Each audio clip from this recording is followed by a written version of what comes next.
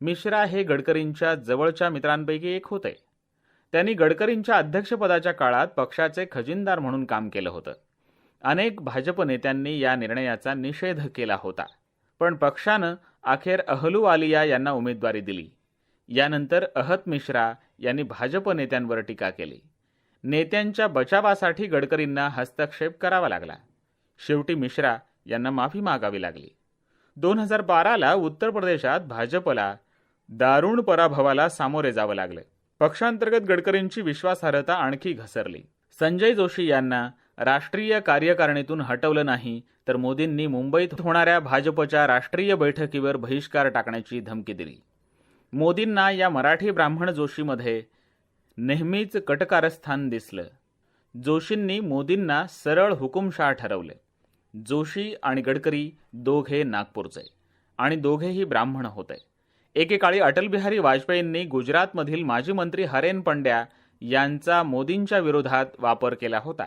त्याच भूमिकेत गडकरींनी जोशींचा वापर केला असल्याचं मोदींना वाटत होतं. तेव्हा ओबीसी समाजाचे असलेले मोदी गडकरी यांच्याशी ब्राह्मणी गुणांनी अगदी संघ नेतृत्वाशी लढा देत होते. मोदींचा हट्ट संघ आणि भाजपने पुरवला. गडकरींना शरणागती पत्करावी लागली होती. संजय जोशींनी राजीनामा दिला. द टेलिग्राफच्या म्हणण्यानुसार गडकरींवर दबाव आणून आणि संघाला त्यांच्याशी सौहार्दपूर्ण संबंध ठेवण्यासाठी मोदींनी केवळ पक्षाच्या मुख्यमंत्र्यांमध्येच आपलं महत्त्व सिद्ध केलं नाही, तर शीर्षस्थानी स्वतःसाठी स्थानही मिळवलं आणि ते सुरक्षितही केलं होतं. मुंबईतल्या राष्ट्रीय कार्यकारिणीच्या परिषदेत इतर मुद्द्यांसह गडकरींच्या अध्यक्षपदाची मुदत आणखीन एक कालावधीसाठी वाढवण्याबाबत चर्चा झाली. सामंजस्यासाठी मोदींनी हा प्रस्ताव मान्य केला. सप्टेंबर 2012मध्ये भाजपच्या घटनेत बदल करून अध्यक्षांच्या फेरनिवडीवर तरतूद करण्यात आली. त्यावेळेपर्यंत मात्र गडकरींसाठी अडचणींचे दरवाजे उघडले गेले होते. सप्टेंबर 2012मध्ये अंजली दमानिया या भ्रष्टाचार विरोधी कार्यकर्तीनं दावा केला होता की गडकरींनी त्यांना सांगितलं होतं की शरद पवार यांचे पुतणे राष्ट्रवादीचे नेते अजित पवार यांचं नाव असलेल्या सिंचन घोटाळ्यात मला कोणतीही कारवाई करायची नाही, कारण अजित आणि गडकरी एकमेकांच्या हिताची काळजी घेत आहेत. पुढच्याच महिन्यात अरविंद केजरीवाल यांनी महाराष्ट्रातल्या काँग्रेस राष्ट्रवादीच्या सरकारनं धरणं बांधण्यासाठी संपादित केलेल्या 100 एकर शेतजमिनी संबंधिताच्या व्यवसायांना देण्यात आल्याचा गडकरींवर आरोप केला.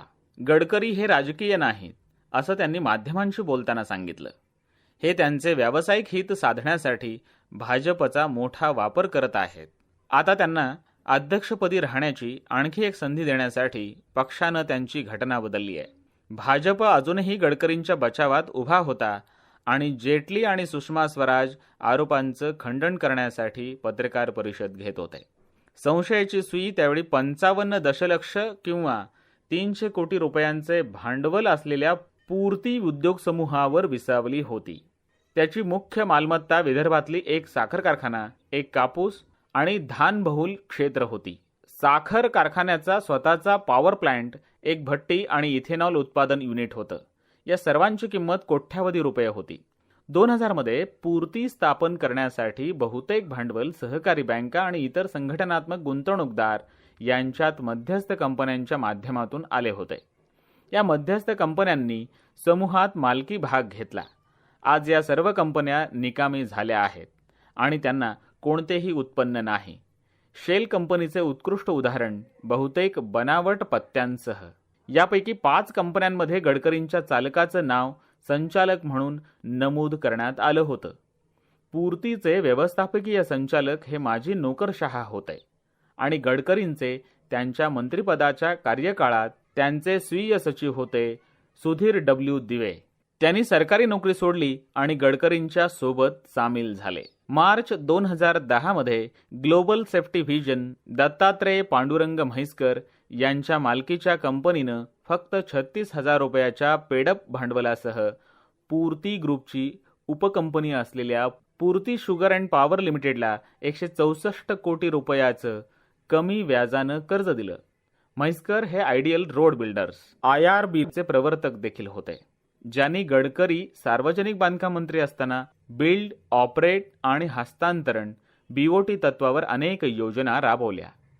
मार्च 2011 मध्ये शरद पवारांचे म्हैसकर यांच्या कंपनीत 1000 शेअर्स होते.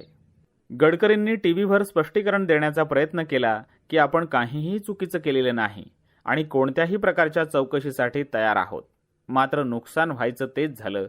सार्वजनिक बांधकाम मंत्री म्हणून यापूर्वी गडकरींच्या कामगिरीचे कौतुक करणाऱ्या पत्रकारांनी गडकरींच्या प्रतिस्पर्धी पक्षाशी असलेल्या संबंधावर टीका करणारे कठोर लेख लिहिले. त्यात लिहिलं होतं, महाराष्ट्राच्या पायाभूत सुविधांची दुरुस्ती करणारे विरोधी पक्षाचे नेते म्हणून गडकरी खूप शक्तिशाली वॉचडॉग असले पाहिजेत.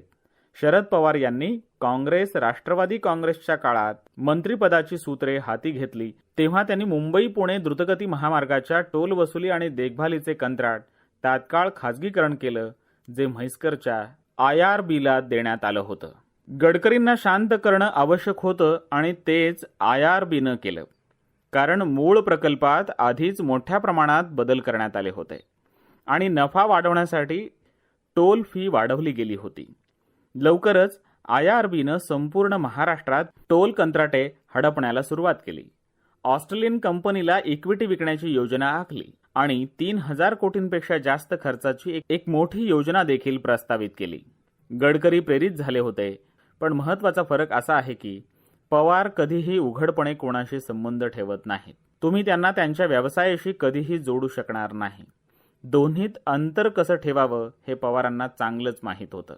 पण गडकरी ज्या पवारांना फॉलो करतात त्यांना हे माहीत नव्हतं. गडकरी दुसऱ्यांदा भाजपचे राष्ट्रीय अध्यक्ष होणार होते. या प्रकरणात युनियन वरिष्ठ आणि चार्टर्ड अकाउंटंट S. गुरुमूर्ती यांच्याकडे पूर्तीचं खातं तपासण्याची जबाबदारी सोपवण्यात आली. गुरुमूर्ती यांनी खात्यात काहीही चूक नसल्याचं जाहीर केलं. पूर्ती वाद चव्हाट्यावर असताना मागो वैद्य यांनी आपल्या ब्लॉगमध्ये मोदींवर आरोप केले. नितीन गडकरी विरुद्धच्या या मोहिमेची मुळे ही गुजरातमध्येच शोधावी लागतील, कारण जेव्हा राम जेठमलानी यांनी गडकरींच्या राजीनाम्याची मागणी केली होती तेव्हा त्यांनी नरेंद्र मोदींना भाजपचे प्रधानमंत्रीपदाचे उमेदवार बनवावं असंही म्हटलं होतं. ब्लॉगमध्ये वैद्य लिहितात की भाजपचे अध्यक्ष या नात्यानं गडकरी हे पंतप्रधान होण्याच्या त्यांच्या म्हणजे मोदींच्या योजनांसमोर अडथळा ठरू शकतात. असा विचार नरेंद्र मोदींच्या मनात आला असावा. ते त्यांच्या चाली पूर्ण करण्यासाठी जेठमलानी यांचा वापर करत होते. तेव्हा गुजरातमध्ये निवडणुका होणार होत्या, पण मोदींनी प्रमोद महाजन यांच्याप्रमाणे गडकरींनाही राज्यात येण्यापासून रोखलं होतं. मात्र वैद्य यांचा ब्लॉग पोस्ट प्रसिद्ध झाल्यानंतर लगेचच भाजप अध्यक्ष गडकरी हे गुजरातला रवाना झाले. यामुळे भाजप आणि संघात गडकरींना पाठिंबा कमी झाला. जरी भागवत आणि वैद्य त्यांचा बचाव करत राहिले तरी सुद्धा. त्यानंतरही 22 जानेवारी 2013 पर्यंत ते अध्यक्षपदाचे दावेदार मानले जात होते. त्या दिवशी दुपारी मुंबईतल्या गडकरींच्या पूर्ती कार्यालयावर छापे टाकले गेले. तेव्हा भाजपनं पत्रक जारी केलं की गडकरींच्या पूर्तीवर आयकर विभागानं छापे टाकले, तेही त्यांच्या अध्यक्षपदाच्या फेर निवडणुकीपूर्वी पक्षांतर्गत संभ्रम निर्माण करण्याच्या नापाक हेतूनं. पण त्याच दिवशी अडवाणी आणि संघाचे सरचिटणीस भैयाजी जोशी यांनी गडकरींची मुंबईत भेट घेऊन त्यांना राजीनामा द्यायला सांगितलं. गडकरींनी त्याच रात्री राजीनामा दिला आणि संघाच्या इच्छेनुसार राजनाथ सिंह यांचं नाव उत्तराधिकारी म्हणून सुचवलं. भाजपवर आपली इच्छा लादण्याच्या गडकरींच्या प्रयत्नामुळे संघ आणि अडवाणींच्या नेतृत्वाखालील संसदीय पक्ष यांच्यातलं सत्ता संतुलन बिघडलं. संघ आणि अडवाणी यांच्यात वाद झाला. दिल्लीतले सारे अडवाणींसोबत होते, परिणामी गडकरींचं अध्यक्षपद धोक्यात आलं. महाराष्ट्र मॅक्झिमममध्ये लिहिलं गेलं होतं की मोदींच्या घटनास्थळी आगमनानं गडकरींना प्रथम राष्ट्रीय स्तरावरील विरोधी पक्षनेते आणि शेवटी पंतप्रधानपदाचे उमेदवार बनवण्याच्या संघाच्या योजनांना खीळ बसली. 2011 पर्यंत अशी योजना अस्तित्वात असल्याचे संकेत मिळाले होते. जेव्हा द हिंदूनं वृत्त दिलं होतं, गडकरींनी पंतप्रधान बनण्याची इच्छा आकांक्षा व्यक्त केलेली नव्हती, परंतु असे अनेक संकेत मिळत होते की ते उमेदवार बनण्याच्या तयारीत आहेत. इतर गोष्टींबरोबरच त्यांनी आपलं शारीरिक वजन कमी करण्यासाठी शस्त्रक्रिया केली. छायाचित्रांमध्ये चांगले दिसण्यासाठी पूर्वीपेक्षा जास्त प्रयत्न केले. वर्धा व नागपूरमधल्या संभाव्य लोकसभेच्या जागेसाठी गडकरी यांनी प्रयत्न सुरू केलेत. पंतप्रधान पदाच्या साऱ्या योजना संघाच्या मनात होत्या. गडकरी नागपुरात परतले आणि लोकसभेतल्या सत्ता संतुलनात संभाव्य बदलाची तयारी सुरू केली. राष्ट्रीय अध्यक्षपदाचा राजीनामा देऊन लगेचच नागपुरात परतल्यानंतर गडकरींनी शहरातल्या विमानतळाजवळ आपल्या समर्थकांना संबोधित केलं. आपल्या विरोधात छापे घालण्याच्या कटात सहभागी असलेल्या अधिकाऱ्यांना आपण ओळखतो असं गडकरींनी सांगितलं. काँग्रेस हे बुडणारे जहाज आहे असा इशारा त्यांनी दिला. जेव्हा आमच्या सरकारची पाळी असेल तेव्हा कोणीही चिदंबरम, सोनिया गांधी, एक अर्थमंत्री आणि दुसरा काँग्रेस अध्यक्ष तुमच्या मदतीला येणार नाही. अध्यक्षपदाच्या जबाबदारीमुळे मला पक्षस्थितीत राहावं लागेल, पण आता मी मुक्त आहे. मी काँग्रेस पक्षाला आव्हान देतो की त्यांना पाहिजे तितकं माझ्याशी लढावं. विदर्भातील सर्व नामवंत कुटुंबे एकेकाळी काँग्रेस आणि राष्ट्रवादी काँग्रेससोबत होती, आता ती सारी भाजपसोबत आहेत. गडकरी हे भाजपतर्फे नागपुरातून लोकसभा निवडणूक लढणार असल्याचं फार पूर्वी ठरलं होतं. हे एक खडतर आव्हान होतं. गडकरी 29 वर्षानंतर पहिल्यांदा निवडणूक लढणार होते आणि भाजपनं याआधी फक्त एकदाच ती जागा जिंकली होती, ती देखील जेव्हा काँग्रेस उमेदवार पक्ष बदलून भाजपमध्ये सामील झाला होता तेव्हा. इथल्या बहुसंख्य दलित, मुस्लिम आणि ओबीसी मतदारांनी काँग्रेस आणि इतर पक्षांना परंपरेनं निवडलं होतं. तेच विदर्भालाही लागू होतं, पण गडकरी हे त्यांच्या निवडणुकीसाठी मैदान तयार करत होते. स्थानिक पातळीवर पक्ष मजबूत करण्यासाठी झटत होते. ज्या कंत्राटदारांना त्यांच्याकडून फायदा झाला त्यांना हाताशी धरून त्या मतदारसंघात स्वतःची व्होट बँक तयार केली. जिथं मतदार ऐतिहासिकदृष्ट्या भाजपपासून दूर गेले त्यांना जोडून घेतले. पक्षांतर्गत आणि बाहेर स्पर्धा कमी केली आहे. नागपुरातल्या एका राष्ट्रीय वृत्तपत्रानं वृत्त दिलं होतं की 2009च्या लोकसभा निवडणुकीत भाजपचा उमेदवार नागपूरची जागा जिंकण्याची दाट शक्यता होती, परंतु सध्या राजस्थानचे राज्यपाल असलेले बनवारीलाल पुरोहित हे गडकरींचे प्रतिस्पर्धी ठरले. 2009 मध्ये जेव्हा ते पक्षाचे अध्यक्ष बनले तेव्हा त्यांना पत्रकार परिषदेत विचारलं गेलं की पुरोहित इतक्या कमी वेळात कसे काय भाजपात आले. त्यांनी 2 कारणं सांगितली. प्रथम, तुमच्या प्रतिस्पर्धेला कधीही वाढण्याची संधी देऊ नका. दुसरे म्हणजे लोकांना विसरून जा. पण संभाव्य आव्हानांना सामोरे जाताना गडकरींनी प्रतिस्पर्धी पक्षांच्या नेत्यांना हाताशी धरून भाजपलाही मदत केली आहे. यापूर्वी काँग्रेस आणि राष्ट्रवादीमध्ये असलेले दत्ता मेघे आता त्यांच्या मुलासह भाजपात आहेत. त्यापैकी एक महाराष्ट्र विधानसभेचा सदस्य आहे. काँग्रेस नेते रणजित देशमुख यांचा मुलगा आशिष देशमुख हे देखील भाजपामध्ये आहेत. गडकरींनी 2013 मध्ये जैतून बी अशफाक पटेल यांना मुस्लिम मते मिळवण्याच्या योजनेचा भाग म्हणून नागपूरच्या उपमहापौरपदी निवडलं. भाजप समर्थित पंतप्रधानाचे उमेदवार जाहीर झालेले नरेंद्र मोदी हे जेव्हा देशाच्या दौऱ्यावर होते तेव्हा नितीन गडकरींनी त्यांना जाणीवपूर्वक दूर ठेवलं. मोदींनी वर्धा, दक्षिण नागपूर, अमरावती, उत्तर नागपूर आणि नागपूरच्या पूर्वेकडील भंडारा इथं प्रचार केला. मात्र ते नागपुरात आले नाहीत. गडकरींना त्यांचं ध्रुवीकरण नको होतं आणि नागपुरातल्या आपल्या विजयाचं श्रेय मोदींना द्यायचं नव्हतं. गडकरींनी दलित नेत्यांचीही गळचेपी सुरू केली होती. रिपब्लिकन पार्टी ऑफ इंडियाचे सुप्रसिद्ध आंबेडकरवादी मिलिंद माने हे भाजपच्या वतीने नागपूरचे आमदार होते. केवळ मुंडे यांनीच नाही तर नितीन गडकरींनी बहुजनांना भाजपमध्ये आणले. गडकरींनी भाजपचे शहरी ब्राह्मणवादी पक्षातून व्यापक जनसंख्येच्या पक्षात रूपांतर केले, परंतु ओबीसी मतदारांना आकर्षित करणारे ते एकमेव किंवा पहिले व्यक्ती नाहीत असा त्यांचा विश्वास आहे. ही व्होट बँक वाढवण्यासाठी गडकरींनी विदर्भाला वेगळ्या राज्याचा दर्जा देण्याच्या मागणीला पाठिंबा दिला होता. त्यापासून आता ते दूर आहेत. निवडणुका आल्या तेव्हा त्यांचा मोठा विजय झाला. त्यात विजयाचं अंतर 3 लाखाच्या आसपास होतं. या विजयानं गडकरींना आपल्या क्षेत्रातले वाघ असण्यावर शिक्कामोर्तब केलं. गेल्या काही वर्षात नागपूरवर त्यांच्या इतका प्रभाव इतर कोणीही पाहिला नव्हता. अनेक लहान मोठ्या वादात अडकूनही त्यांच्या दर्जावर अजिबात परिणाम झाला नव्हता. याचाही हा पुरावा होता. गडकरींची विश्वासार्हता, त्यांचा मिलनसार स्वभाव आणि सर्वांसाठी उघडेदार हे कारण हे सांगितलं जातं. गडकरींनी शहरासाठी जे काही मिळवलंय त्याचा बहुतेकांना अभिमान वाटतो. ते साध्य करण्यासाठी त्यांनी कोणत्या पद्धती वापरल्या याची त्यांना पर्वा नाही. आज ते राष्ट्रीय स्तरावर जाहीरपणे सांगतात की 2024च्या निवडणुकीत आपण प्रचारही करणार नाही, त्याबरोबर आपण आपल्या कामाच्या जोरावर निवडून येऊ अशी ग्वाहीही ते देतात. महाराष्ट्रात 1990 ते 2006 दरम्यान नागरी जमीन कमाल मर्यादा कायद्याअंतर्गत जादा जमिनीच्या वाटपाची चौकशी करण्यासाठी 2008 मध्ये स्थापन करण्यात आलेल्या आयोगानं विविध पक्षांच्या राजकारण्यांच्या संस्थांना भूखंड वाटप करताना प्रस्थापित नियमांचं उल्लंघन केल्याचं आढळून आलं. आयोगानं असंही म्हटलंय की बहुधा आमदार मंत्री नितीन गडकरी यांच्या शिफारसीनुसार सुमारे 16 भूखंड वाटप करण्यात आले. नागपूरच्या अनेक बड्या उद्योजकांशी गडकरींचे जवळचे संबंध आहेत. 2010 मध्ये अजय संचेती यांचं नाव झारखंडमध्ये झारखंड मुक्ती मोर्चा भाजप सरकारच्या फेरफार प्रकरणी समोर आलं. संचेती हे पायाभूत सुविधांमध्ये स्वारस्य असलेले संघाशी संबंधित उद्योजक आहेत. 2012 पासून ते भाजपकडून राज्यसभेचेही सदस्य होते. कोळसा घोटाळ्यातही त्यांचं नाव समोर आलं होतं, ज्यात सरकारनं बोली न लावता काही निवडक कंपन्यांना कोळसा खाणी सुपूर्द केल्या होत्या. त्यामुळे तिजोरीचं मोठं नुकसान झालं होतं. 2012 मध्ये जेव्हा हा घोटाळा उघडकीस आला तेव्हा छत्तीसगडच्या कॅगनं सांगितलं की संचेती यांच्या मालकीच्या SMS इन्फ्रास्ट्रक्चरमुळे राज्य सरकारचे 1000 कोटी रुपयांचे नुकसान झाले.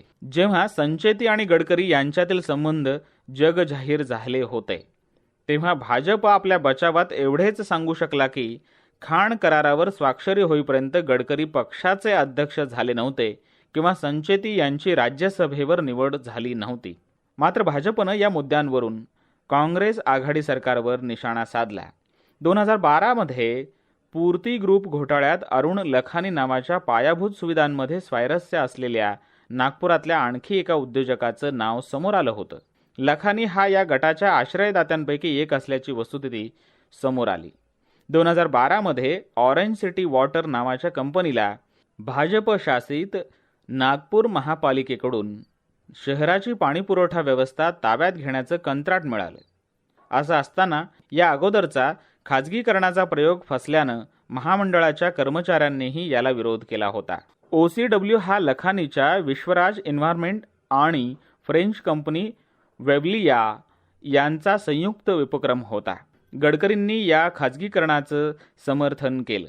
यापूर्वी संघानं ठराव करून विरोध केला होता, मात्र कंत्राट दिल्यानंतर त्यावर मौन बाळगले. पांढरी पांडे जे OCWचे सोशल कम्युनिकेशन सल्लागार होते, संघ म्हणाला, तुम्ही ईस्ट इंडिया कंपनी तयार करणार का? परदेशी कंपनी का आणताय? पाण्याचं खाजगीकरण करतायत का? याला कमोडिटी बनवतायत का? अरुण लखानी हे देखील संघाचेच एक भाग आहेत असं त्यांनी सहजतेनं कबूल केलं आणि त्यांना अगोदरच सांगितलं होतं की ज्याला टेंडर मिळेल त्याला सामील व्हावं लागेल. 2 विचित्र मृत्यूंची छायाही गडकरींच्या डोक्यावर आहे. पहिला मृत्यू 2009 मध्ये झाला होता. योगिता ठाकरे या 7 वर्षाच्या मुलीचा मृतदेह शहराबाहेरच्या दौऱ्यावर असताना नागपूरमधील गडकरीवाडा या नावानं प्रसिद्ध असलेल्या त्यांच्या घरी कारमध्ये सापडला. मुलाची आई त्यावेळी शेजारी मोलकरण म्हणून काम करत होती. योगिताची मोठी बहीण किरण हिनं सांगितलं की पोलीस प्रथमतः FIR ही नोंदवत नव्हते, नंतर अपघाती मृत्यू म्हणू लागले. योगिताचा मृत्यू काही आजारामुळे झाल्याचं सांगण्यात आलं. कुटुंबियांनी न्यायालयात दाद मागितली. 1 वर्षानंतर मुंबई उच्च न्यायालयानं मृत्यूची चौकशी करण्याचे आदेश गुन्हे अन्वेषण विभागाला दिले. 1 वर्षानंतर CIDच्या अहवालात हा अपघाती मृत्यू असल्याचं म्हटलं होतं. या अहवालावर असमाधान व्यक्त करत न्यायालयानं तपास सुरू ठेवण्यास सांगितलं. 2013 मध्ये CIDनं दुसरा अहवाल दाखल केला, जो अनियमिततेच्या कारणास्तव न्यायालयानं फेटाळला. 2004 मध्ये गडकरी यांचे तत्कालीन स्वीय सहाय्यक प्रकाश देशपांडे यांचा मृतदेह मुंबईहून नागपूरला परतत असताना रेल्वे फलाटावर आढळून आला. इंडियन एक्सप्रेसच्या वृत्तानुसार देशपांडे बऱ्याच पक्षनिधीसह परतत आहेत अशी अटकळ होती. 2014च्या सार्वजनिक निवडणुकीनंतर 4 महिन्यांनी महाराष्ट्र विधानसभेच्या निवडणुका झाल्या. शिवसेनेसोबतची 25 वर्ष जुनी युती तोडूनही भाजप प्रबळ पक्ष म्हणून उदयास आला आणि तिथं स्थापन झालेल्या सरकारचं नेतृत्व केलं. विदर्भात भाजपनं 62 पैकी 44 जागा जिंकल्या. हे त्यांचं आतापर्यंतचं सर्वोत्तम सादरीकरण होतं. पक्षानं राज्याचा मुख्यमंत्री निवडण्यापूर्वी सुधीर मुनगंटीवार यांच्या नेतृत्वाखाली परिसरातल्या 39 आमदारांनी गडकरींना मुख्यमंत्री करण्याची मागणी केली होती. मुनगंटीवार हे गडकरींचे निकटवर्तीय मानले जातात. गडकरी यांनी प्रसारमाध्यमांना सांगितलं की माझ्यावरच्या प्रेमामुळं त्यांनी माझं नाव सुचवलं, पण मी वारंवार सांगितलंय की माझा राज्यात परतण्याचा कोणताही इरादा नाही. शरद पवार यांनीही गडकरींच्या नावाला पाठिंबा देत गडकरींनाच मुख्यमंत्री केलं जाईल या अटीवर भाजपला राष्ट्रवादीचा पाठिंबा असल्याचीही ग्वाही दिली. कदाचित आपण मुख्यमंत्री झालो असतो तर मोदी मंत्रिमंडळात आणखीन एक मंत्री न राहता स्वतंत्र राहण्यात मजा आली असती, हे गडकरींना आवडलं असतं.